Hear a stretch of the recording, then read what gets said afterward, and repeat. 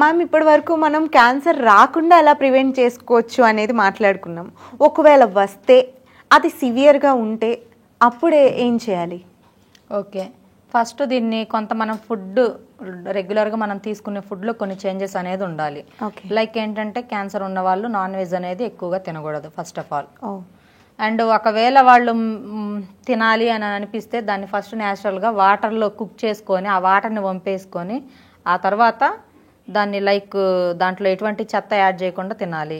And ఎక్కువగా వీళ్ళు fruit juices, vegetable salads ఇలాంటివి ఫ్రీగా డైజెస్ట్ అయ్యే ఫుడ్ తీసుకుంటూ ఉండాలి. అండ్ ఇంకొకటి ఉప్పు కారం అనేది తగ్గించాలి ఫస్ట్ ఆఫ్ ఆల్. అండ్ వెజిటేబుల్స్కి వస్తే అన్నీ తినండి. క్యాబేజ్, క్యాలీఫ్లవర్ ఇలాంటివి తినకూడదు. అండ్ మిగిలినవన్నీ తినొచ్చు. ఫ్రై ఐటమ్స్ అసలు తినకూడదు. ఓన్లీ ఫ్రీగా డైజెస్ట్ అయ్యే లైక్ హాఫ్ కుకింగ్ వెజిటేబుల్స్ అలాంటివి తీసుకుంటూ ఉండాలి. ఎగ్స్, బాయిల్డ్ ఎగ్ తినొచ్చు, నో ప్రాబ్లం.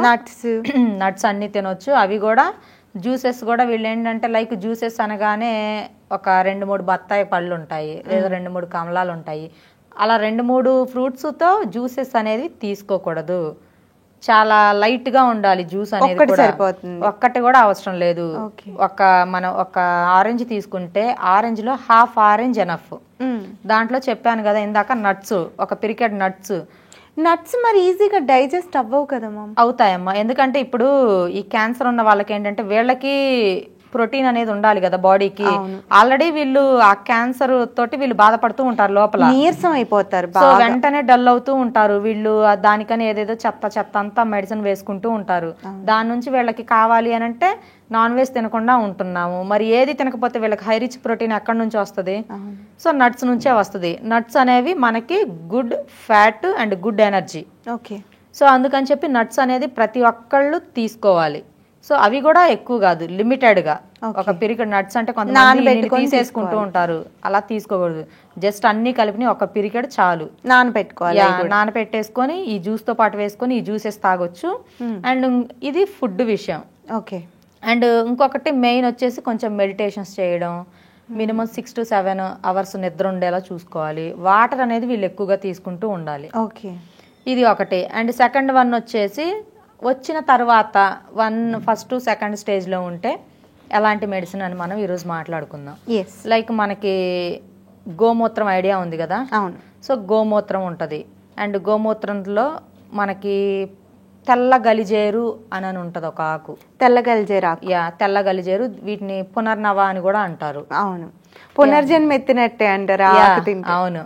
సో ఈ తెల్ల గలిజేరు ఆకు అండ్ పసుపు కొమ్ములు ఐడియా ఉంటది కదా.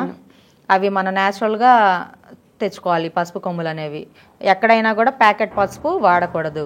మన పసుపు కొమ్ములు వెళ్ళి సేకరించి వాటిని మెత్తగా పౌడర్ చేసేసుకొని అండ్ ఈ తెల్ల గలిజేరుని, ఈ పసుపు కొమ్ముల్ని మెత్తగా నూరేసేసుకొని ఆవు మూత్రంలో వేసి మినిమం ఒక 2 liters ఆవు మూత్రంలో ఇప్పుడు ఈ నూరిన ఈ పేస్ట్ ఏదైతే ఉంటుందో అది వేసి ఒక మినిమం 15 minutes అలాగా స్లో ఫ్లేమ్లో బాయిల్ చేసుకొని ఆ తర్వాత వడకట్టేసుకొని లైక్ మనం 1 hourకి వచ్చేసి 1 hourకి ఒక కప్పు, 1 hourకి ఒక గ్లాస్ అలా తాగుతూ ఉండాలి రోజు మొత్తం మీద. అలా తాగుతూ ఉంటే ఏంటంటే మనకి ఈ ట్యూమర్స్ అనేవి, ఈ ట్యూమర్ చుట్టూ ఉన్న ఇన్ఫెక్షన్ అనేది తగ్గిపోద్ది. ట్యూమర్ కూడా కొంచెం కొంచెం కరుగుతూ వస్తుంది. ఇది ఫస్ట్. ఇది ఓకే, మీరు న్యాచురల్ గా చెప్పారు. ఆల్రెడీ కీమోస్ తీసుకుంటూ ట్రీట్మెంట్స్ తీసుకుంటూ ఉండే వాళ్ళకి కూడా ఇది వాడచ్చు? ఇది వాడొచ్చు. అండ్ మరీ సివియర్ స్టేజ్ లో కీమో తీసుకునే వాళ్ళకి ఇంకొక రెమెడీ చెప్తాను. సో లైక్ అదేంటి అంటే మనకి పటిక ఐడియా ఉంటది కదా. పటిక, ఆలం అంటారు. గుమ్మాల ముందు కడతారు. గుమ్మాల ముందు కట్టేది. అండ్ లైక్ మనకి రెగ్యులర్ గా మున్సిపల్ వాటర్ వస్తూ ఉంటాయి కదా. సో ఆ మున్సిపల్ వాటర్ లో వేస్తారు. అందులో మనకి అన్ని మినరల్స్ ఉంటాయి. ఎందుకంటే బుడద నీళ్ళలో కూడా ఆ పటిక తీసివేస్తే మనకి ఆ బుడదలో ఉన్న బ్యాక్టీరియా, వైరస్ అంతా కూడా, క్రిములన్నీ కూడా చనిపోయి ప్యూర్ గా అవి ప్యూర్ వాటర్ లా తయారవుతాయి. సో లైక్ దీన్ని ఆలం అంటాం మనం.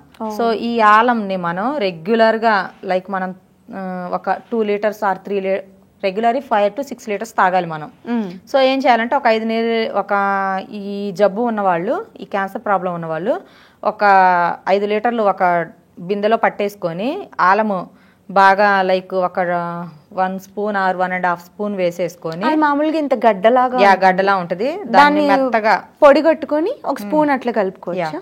ఒక స్పూను ఆ బిందులో వేసేసుకొని ఆ నీళ్ళని తాగొచ్చు రోజు. అది ఒకటి. ఇంకొకటి వచ్చేసి సేమ్ అదే ఆలం ఉంటది కదా, ఆలంని మెత్తగా లైక్ మనం ఒక 3 వేళ్లతో వచ్చినంత చిటికెడు లైక్ అది అరిచేతిలో వేసేసుకొని 1 స్పూన్ హనీ వేసేసుకొని తిన్న తరువాత ఇదంతా కూడా చక్కగా దాన్ని ఇలా చేత్తో ఇలా కరిగిచ్చేసి మెత్తగా ఇలా కలిపేసేసుకొని హనీ అండ్ అది నాలుగుతో నాకేసేసి 1 గ్లాస్ పాలు తాగినా కూడా మనకి ఈ ట్యూమర్స్, ఈ క్యాన్సర్ ట్యూమర్స్ అనేవి కరిగిపోయే ఛాన్సెస్ ఉన్నాయి తిన్న తరువాత. అండ్ ఇవి మెయిన్. సో ఈ 2 పాటిస్తే ఆల్మోస్ట్ క్యాన్సర్ నుంచి కొంత విముక్తి అనేది వస్తుందమ్మా. ఇవి 3 విషయాలు రెగ్యులర్ గా చేస్తూ ఉండాలి. రెగ్యులర్ వాళ్ళు మంచి నీళ్ళు తాగేటప్పుడేమో పటిక వేసిన నీళ్లు తాగడం, లేదంటే ఆ తెల్లగల్జేరాకు, పసుపు, తేనె, గోమూత్రం, తెల్లగలిజేరు అండ్ పసుపు కొమ్ములు. తెల్లగలిజేరు అంటే పునర్నవి ఆకు. ఈ 3 కలిపినవి రోజు గంటకు 1 కప్పు తాగుతూ ఉండాలి మరిగించుకొని. అండ్ మీరు చెప్పిన ఈ 3 పద్ధతులు పాటిస్తే క్యాన్సర్ నుంచి బయటపడచ్చు మెల్లగా. మెల్లగా కాకుండా ఫాస్ట్ గా కూడా రిజల్ట్ ఉంటుంది. ఫస్ట్ సెకండ్ స్టేజ్ లో ఉన్న వాళ్ళకి ఇది అంటే నేచురల్ గా దొరుకుతాయి కదా గ్రామీణ ప్రాంతాల్లో, వాళ్ళు ఇవన్నీ సేకరించుకొని చేసుకున్నారు, క్యూర్ అయిందని చెప్పి కూడా మనకి కాల్స్ చేశారు. హ్యాపీ. ఆ తృప్తే వేరు కదా. ఎందుకంటే క్యాన్సర్ అనగానే అదొక భయం, భీతి వచ్చేస్తుంది, ఫ్యామిలీ మెంబర్స్ అందరూ డల్ అయిపోతారు. కానీ దానికి ఒక సొల్యూషన్ ఉంది, అది కూడా ఇంత న్యాచురల్ వేలో అంటే వాళ్ళు హ్యాపీగా ఫీల్ అవుతారు, మీకు చాలా తృప్తిగా ఉంటుంది. Thank you ma'am. ఓకే అమ్మా.